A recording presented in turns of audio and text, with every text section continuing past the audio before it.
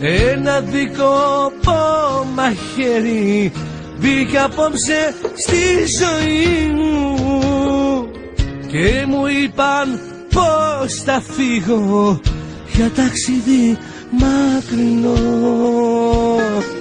Στάσει αίμα η ψυχή μου που θα αφήσω τους γονείς μου να μετράνε τη ζωή τους μέχρι να τους ξαναδώ. Μάνα, ηρέμησα και δεν πονάω πια, θέλω να ξέρεις πως σε βλέπω από ψηλά. Και εσύ πατέρα μου σταμάτα πια να κλαις, με πήραν άγγελοι χαράματα εχθές. Θα είμαι δίπλα σας σε κάθε σας στιγμή, θα σας προσέχω από εκεί πάνω όλους μαζί.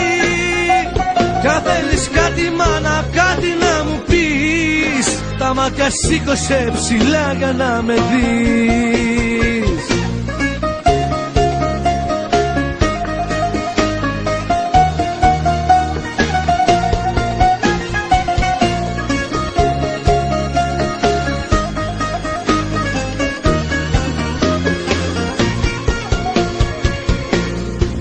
Παραπονεμένα λόγια θέλω να σας τραγουδήσω, για τους ψευτικούς τους φίλους θέλω τώρα να σας πω.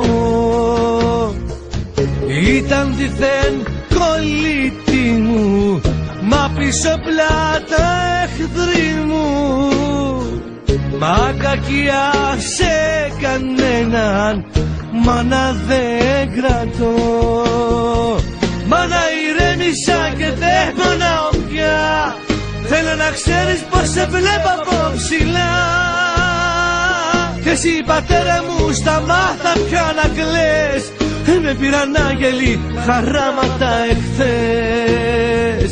Θα είμαι δίπλα σας σε κάθε σας στιγμή, θα σας προσέχω από εκεί πάνω όλους μαζί. Κι αν θέλεις κάτι ρε μάνα να μου πεις, τα μάτια σήκωσε ψηλά για να με δεις. Μάνα, ηρέμησα και δεν πονάω πια, θέλω να ξέρεις πως σε βλέπω από ψηλά. Και εσύ πατέρα μου σταμάτα πια να κλαις, με πήραν άγγελοι χαράματα εχθές.